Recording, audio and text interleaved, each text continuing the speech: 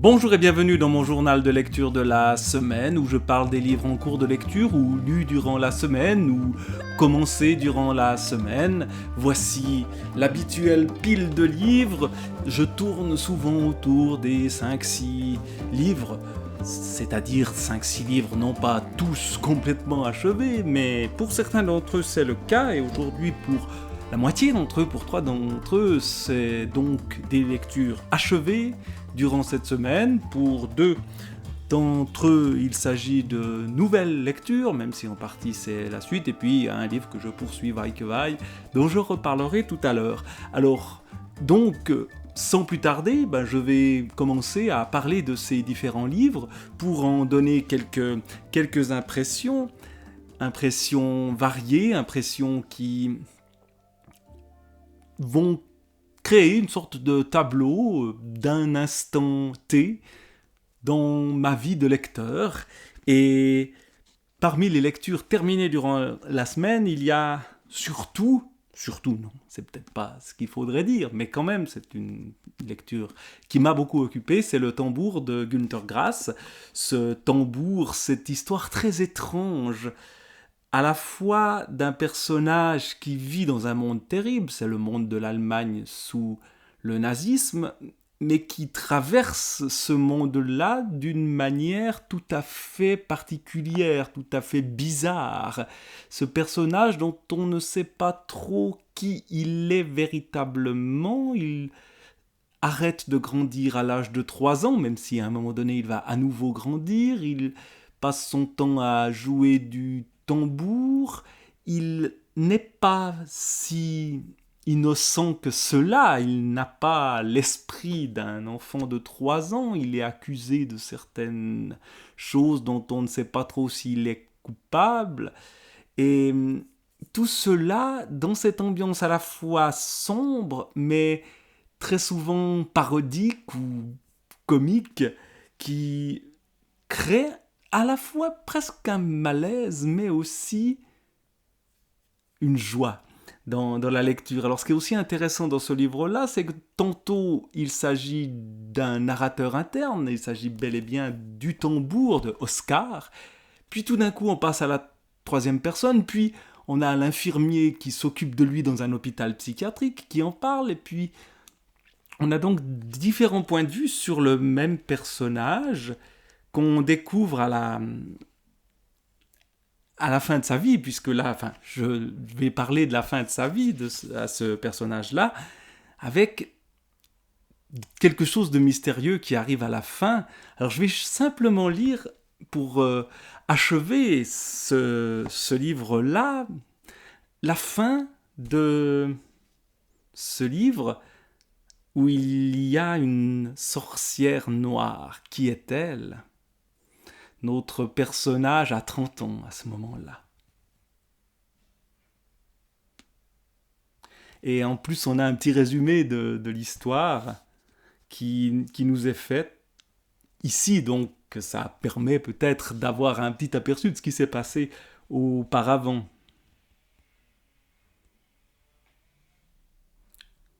Maintenant, je suis à court de mots.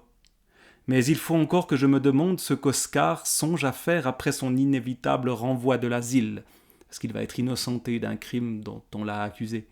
Se marier, rester célibataire, émigrer, poser nu, c'est tout ce qu'il a fait auparavant, surtout émigrer, rester célibataire et poser nu, acheter carrière, rassembler apôtres, fonder secte. Les possibilités qui de nos jours s'offrent à un trentenaire doivent être examinées, pesées plutôt que penser, mais penser aussi. Peser, scruter, sonder, cribler, mais avec quoi sinon à l'aide de mon tambour, puisqu'il a toujours son tambour avec lui. Donc je vais exécuter sur mon tambour cette petite chanson qui m'épouvante de plus en plus. Je vais appeler la sorcière, la questionner, afin de pouvoir annoncer demain matin à mon infirmier Bruno quelle existence Oscar envisage maintenant qu'il a 30 ans dans l'ombre d'un croque-mitaine toujours plus noir. Ce qui m'effrayait jadis dans les escaliers, ce qui faisait boue dans la cave à charbon, de quoi rire, ce qui était toujours présent dans la coulisse, qui parlait avec ses doigts, toussait par le trou de la serrure, soupirait dans le poêle, grinçait avec la porte, fumait par les cheminées, quand les navires cornaient dans le brouillard, ou bien quand une mouche, des heures durant, mourait entre les doubles fenêtres, quand les anguilles appelaient maman et que maman redemandait de l'anguille, encore une allusion à un passage qui a été très important auparavant, qui a suscité quasiment la mort de la mère du narrateur, quand le soleil disparaissait derrière la tour de Zopote, solitaire d'ambre, à quoi songeait Herbert quand il voulut saillir le bois, et derrière le maître-autel, que serait le catholicisme sans la sorcière qui, de son ombre, enténèbre les confessionnaux. Elle jetait son ombre quand furent détruits les jouets de Sigismond Marcus, vendeur de tambours, de jouets tambours, parce que c'est pas un vrai tambour ce qu'il joue.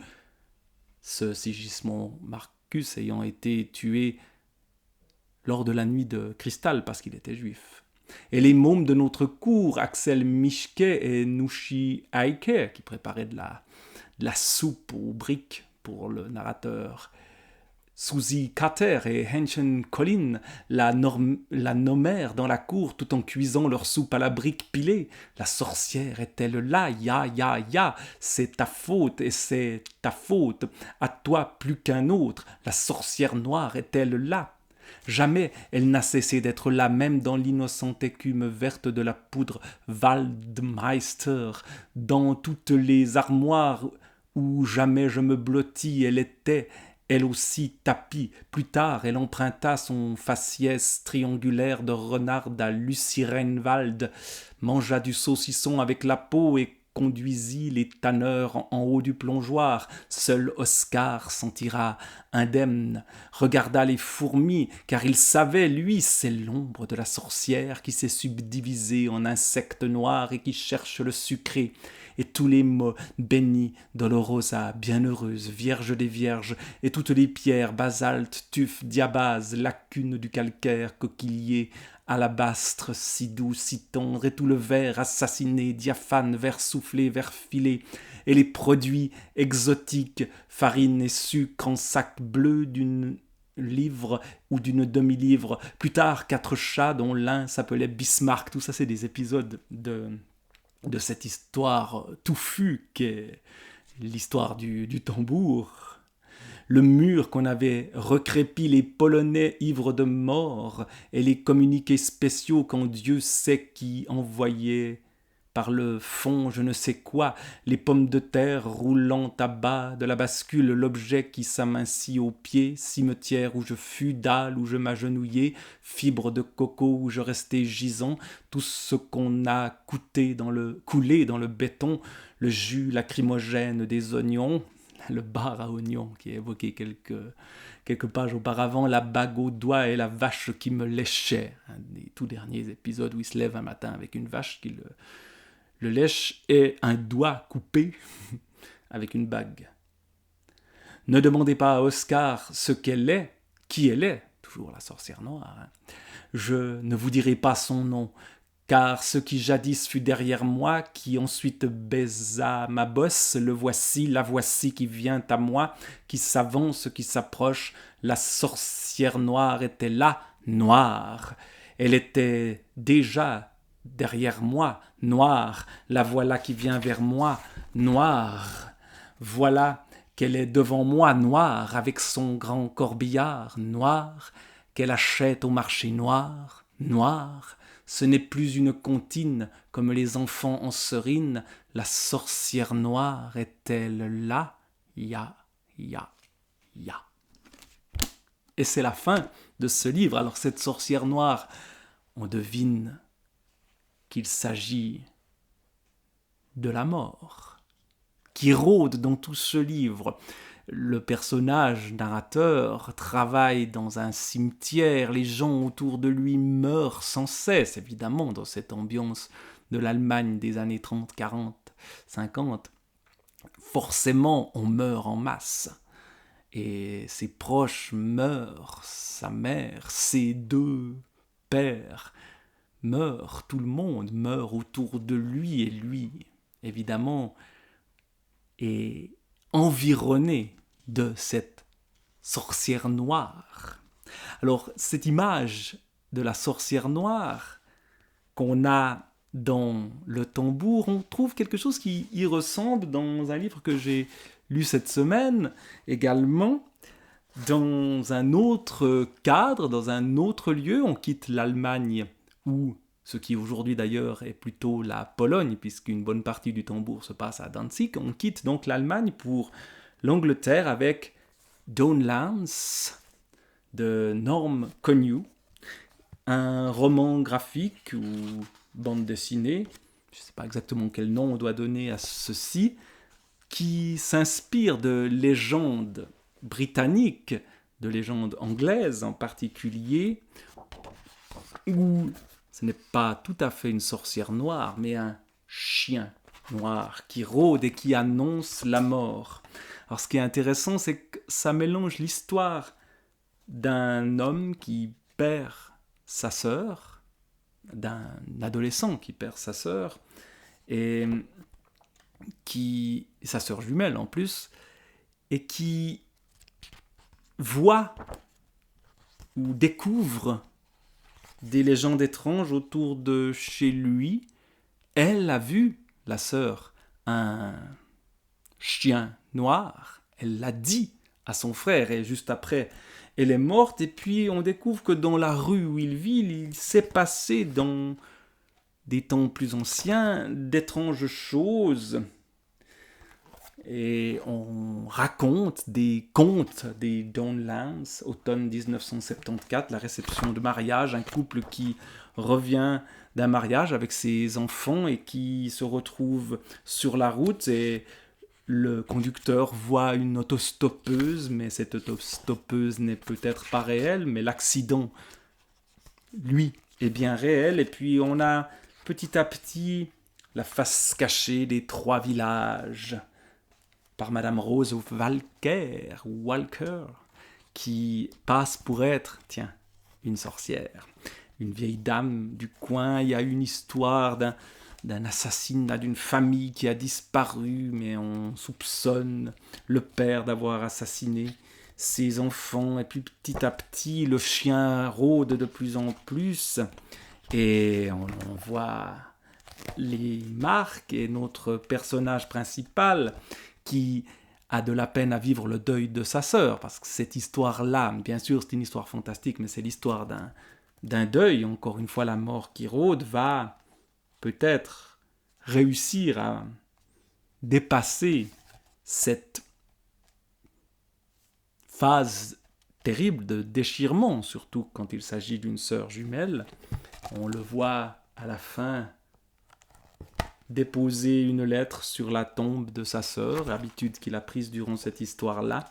Et donc, voilà, on a parcouru à la fois une histoire très touchante, mais aussi pleine de rebondissements et de fantaisie et de fantastique et d'horreur même, et tout ça très très bien dessiné, avec par exemple, vous voyez ici ces espèces d'ombres blanches qui viennent se coller à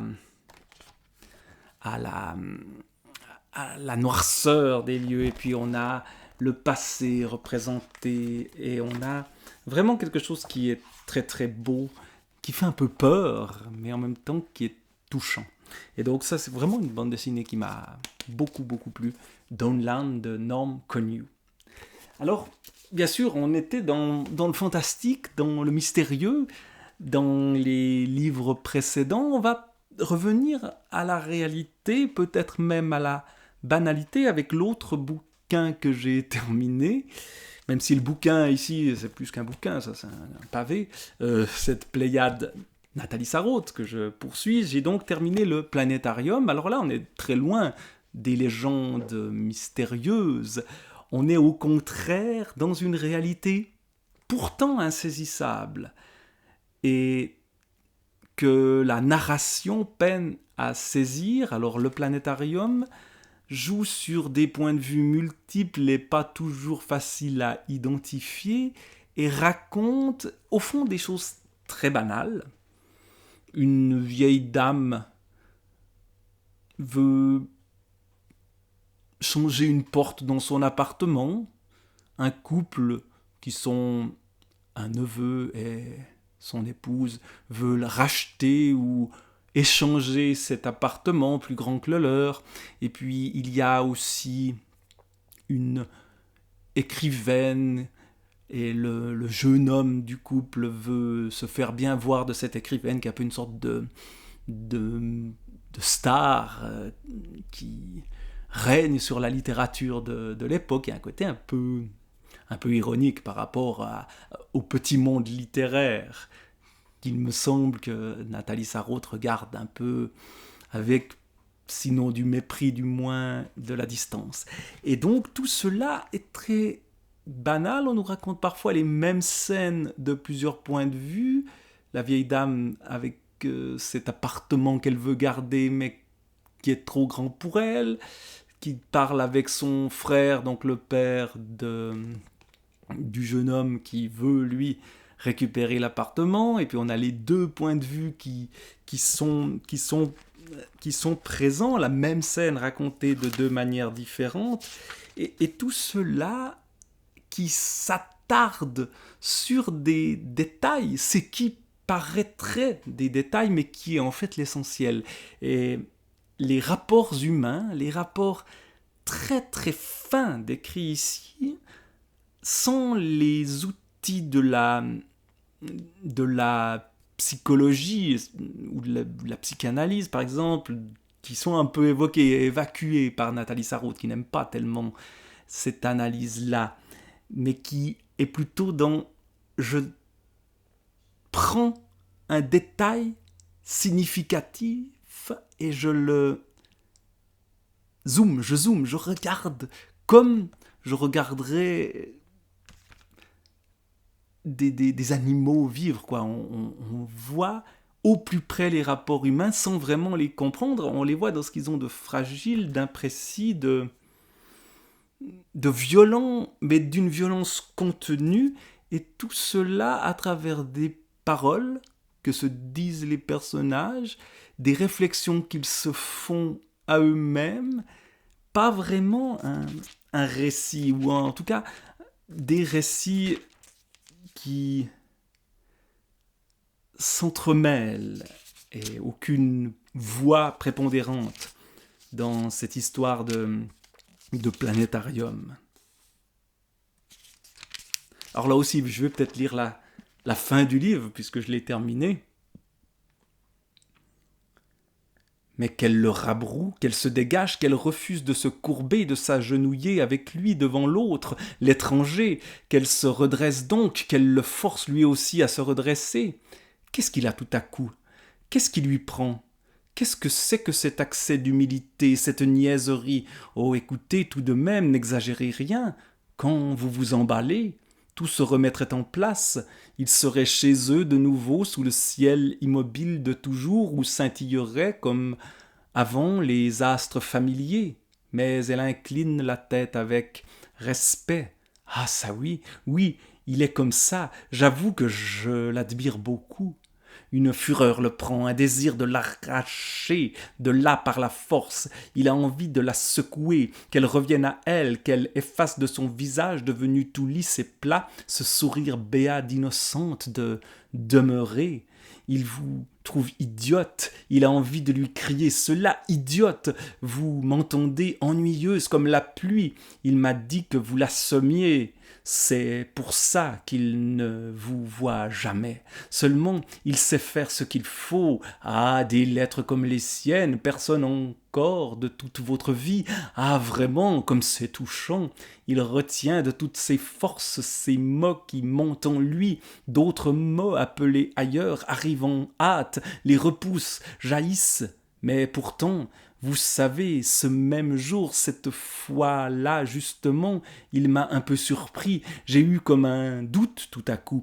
Il se sent rougir, mais il ne peut plus s'arrêter.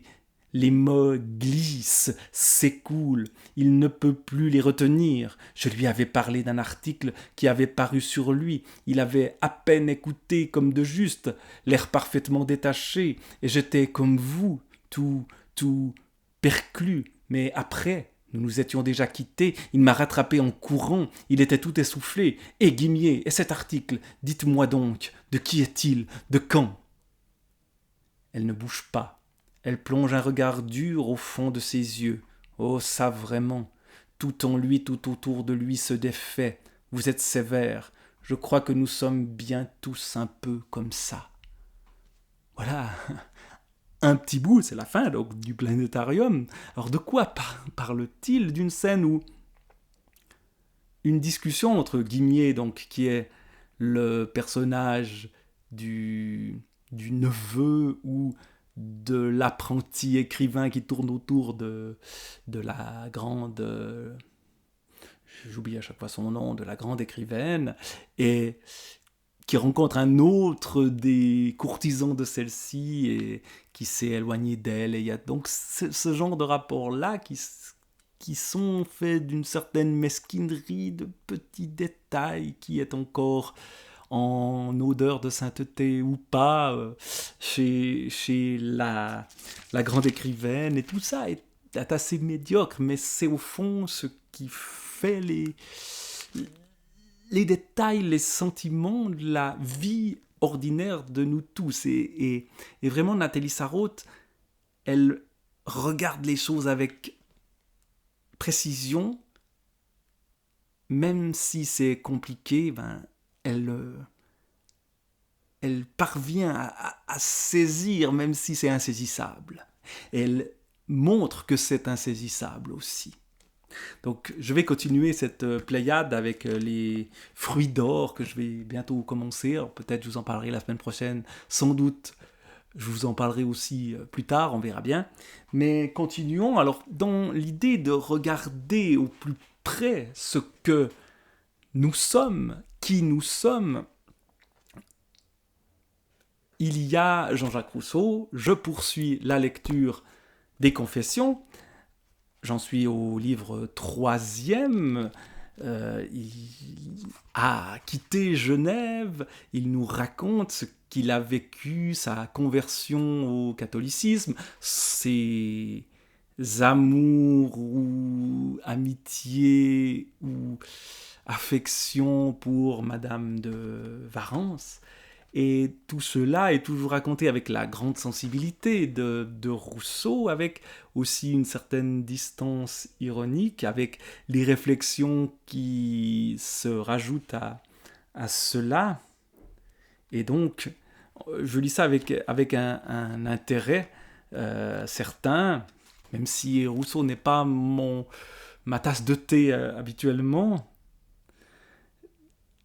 C'est intéressant de suivre pas à pas l'évolution d'un homme, d'une pensée, d'une vie, d'un rapport aux autres. Et on retrouve donc des choses qui peuvent nous rapprocher de la manière dont Nathalie Sarraute s'attarde sur les rapports humains. Alors ici, on est du point de vue d'un seul personnage, qui est évidemment l'auteur lui-même, qui parle de lui avec toujours attention. Cette question de est-ce qu'il n'est pas en train de nous montrer ce qu'il est sous un jour favorable. Alors chez Rousseau, il y a au contraire l'idée je veux montrer aussi ce qu'il y a de vil, de mauvais, de scabreux en moi. Ce qui fait que c'est intéressant, même si parfois, par exemple sur sa conversion au catholicisme, il semblerait qu'il se soit vraiment converti, alors que là, comme il est revenu au protestantisme en revenant à Genève, au moment où il écrit, évidemment, il y a peut-être quelques petits arrangements qui se font, même s'il dit qu'il dit la vérité. Là, évidemment, c'est jamais parfaitement la réalité, on ne la dit jamais vraiment. Alors voilà, je vais pas m'attarder plus longtemps, je reviendrai sur Rousseau, sur d'autres passages de ses confessions, mais parce qu'il y en a encore beaucoup et je vais donc poursuivre cette revue des lectures en cours assez rapidement avec les 2 derniers livres dont il est question cette semaine. Alors dans mes lectures, il y a la suite de 2 livres que j'ai déjà évoqués il y a quelque temps, de Éric Foissier, Les Nuits de la Peur Bleue, le Bureau des Affaires Occultes. Alors je suis vers le début de ce roman policier qui se passe au 19e siècle. La peur bleue, c'est le choléra, et on retrouve les personnages dont j'ai déjà parlé, le personnage de Valentin Verne, qui désormais a comme collaboratrice la comédienne Aglaé, qui a joué un rôle important auparavant, et puis donc qui se retrouve à nouveau confronté à des étranges phénomènes. Alors ici, il y a le choléra, puis il y a une espèce de tueur en série. Évidemment, à l'époque, on n'utilise pas ce terme-là, mais qui tue des gens qui ont le choléra, mais donc qui sont quasiment déjà morts, mais qui leur enlèvent certaines parties du corps, les poumons, etc. Et donc, pourquoi fait-il cela? Alors, il y a des scènes un peu sadiques qui sont mises en avant. Et il y a quelque chose d'assez sombre. Et puis, ce qui est intéressant, c'est que le personnage d'Aglaé joue un rôle plus important. Elle croise un personnage issu de son passé à elle, dont on ne sait pas encore grand-chose, en tout cas à l'endroit où je suis. Le chapitre suivant, c'est Retrouvailles, là, celui que je vais lire tout prochainement, donc là, peut-être que je saurai plus de choses sur le passé de ce personnage-là, puisque le passé de Valentin Verne, c'est un peu résolu avec le vicaire dont il a été question auparavant. Alors, je ne vais pas raconter les romans précédents si vous les avez pas lus, mais l'affaire du vicaire semble achevée. Le passé d'Aglaé, lui, reste étrange. Voilà, donc, bon, je lis ce roman policier avec intérêt, avec aussi cet intérêt pour l'histoire. On est en 1832. 1832, c'est l'époque, donc, où à Paris ont lieu les émeutes, celles que raconte Victor Hugo dans Les Misérables. Alors, Les Misérables de Victor Hugo, c'est l'objet dorénavant de ma série de relectures. J'en parle pas ici, mais je vous invite à aller suivre un peu ma relecture très longue, ça va durer des années, je pense, des Misérables de Victor Hugo. Et c'est ce cadre-là. Alors ici, dans un côté un peu plus sanglant dans cette histoire-là, avec le choléra qui rôde, et bref, tout ça crée une ambiance un peu gothique, si on veut, qui me plaît bien. Voilà. Et dernier livre dont je vais parler aujourd'hui, alors, un livre que j'avais acheté lors d'une expo sur l'intelligence artificielle, d'un certain David Jamet, qui est ingénieur et essayiste, qui s'appelle « Le combat du livre contre l'IA ». Comment reconquérir l'intelligence par le livre seul. Alors j'ai commencé cette lecture-là, je réserve un peu mon jugement pour l'instant, je suis un peu désarçonné par la manière dont ce livre est fait, enfin je m'attendais un peu à autre chose. Alors le personnage, là on est vraiment dans un essai. C'est la question du langage qui est mise en avant par l'auteur, et au fond, il va faire une histoire du langage ou une anthropologie de celui-ci en lien avec la question du livre et de l'IA, avec la naissance chez les humains à la fois du langage articulé, puis de l'écriture, puis du livre, puis de l'imprimerie, etc., puis de l'IA. Alors, il donne au début de son livre des tableaux auxquels il se réfère en permanence, alors parfois de manière un peu trop systématique à mon goût, où il y a certaines choses, certains éléments de sa théorie de départ qui mériteraient d'être un peu mieux expliqués, enfin, à mon sens. Alors le tableau que vous avez ici, vous n'arrivez sans doute pas à le lire, donc c'est un modèle d'évolution anthropologique entre les technologies et leurs effets. Et évidemment, la question de l'IA, c'est qu'elle quels seront les effets, quels sont déjà, mais évidemment les effets ne sont pas encore tous déployés, de l'intelligence artificielle. Donc il parle à la fois des effets donc de différentes étapes, en remontant à l'origine du langage, comme technologie, puis de l'écriture manuelle, puis de l'écriture imprimée, puis de l'écriture machine dès le XXe siècle, papier puis web, et puis de l'écriture artificielle avec l'IA générative. Et il met en parallèle à ceci ce qu'il appelle les modèles cognitifs langagiers, tout d'abord, 6 millions d'années, coévolution, gène, culture très supérieure d'autonomie créative transmise sur 200 000 générations. Alors, cette histoire de gène, culture, il parle tout le temps de ça, je ne suis pas très sûr d'avoir compris exactement. À partir de l'écriture manuelle, il y a pouvoir et servitude, 5000 ans de force spirituelle, culturelle et scientifique, notamment le rôle des religions qui apparaît. Diffusion et subversion, à 500 ans, le livre très culturel et agent d'intelligence indépassable. Il insiste là-dessus, le livre c'est indépassable. L'IA est vue de manière négative, les écrans sont toujours décrits de manière très négative, sans trop nous expliquer pourquoi. Enfin, peut-être que ça viendra dans la suite. Hein. C'est comme souvent, je suis en cours de lecture, donc je ne vais pas faire une analyse trop précise pour l'instant, j'en reparlerai quand je l'aurai terminé. Extraction et manipulation, à partir de l'écriture machine, 120 ans, capitalisme extractif, gâchis, surveillance, addiction. Il parle aussi beaucoup de la surveillance totale, que nous serions dans une société de surveillance totale. C'est une idée qui n'est pas tout à fait sortie de nulle part. Et puis la grande déstabilisation, nouveau paradigme, technologie totalitaire. Là aussi, il emploie ce terme de totalitaire sans vraiment le définir, alors peut-être qu'il le définira par la suite. Bref, un livre intéressant, même si, voilà, je suis un peu, comment dire ça, je sais pas trop qu'en penser, il n'est pas très bien écrit en fait, ce qui est évidemment un peu problématique. Alors il y a un modèle cognitif qu'il développe avec les capacités du cerveau, création d'idées, transmission, haute fidélité, tri-amplification et art du revirement, et tout un vocabulaire qui mériterait d'être parfois un peu mieux défini, puis tout d'un coup il fait des diatribes contre les écrans, mais on se dit mais pourquoi voilà, enfin bref, j'en reparlerai de cette question du combat du livre contre l'IA.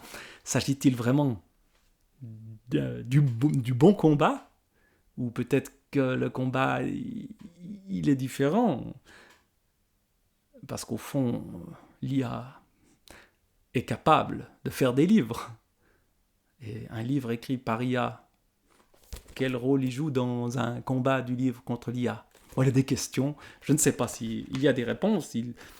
Il dit qu'il y en aura, je ne suis pas encore au moment des réponses, donc je vais simplement me taire pour l'instant, reparler de ce livre dans quelques temps, la semaine prochaine, j'en reparlerai, j'aurai peut-être terminé cette lecture, j'aurai peut-être poursuivi, je ne sais pas, mais pour l'instant, voilà les réflexions de la semaine sur des livres différents, des livres variés. Alors, la semaine prochaine, on poursuivra sur l'IA, on poursuivra les enquêtes de Valentin Verne et du Bureau des Affaires Occultes, ça c'est sûr. On continuera les confessions de Rousseau, il y aura sans doute du Nathalie Sarraute, peut-être une histoire du whisky japonais aussi, et je ne sais quoi, nous verrons bien. Pour l'instant, je vous dis au revoir et à bientôt.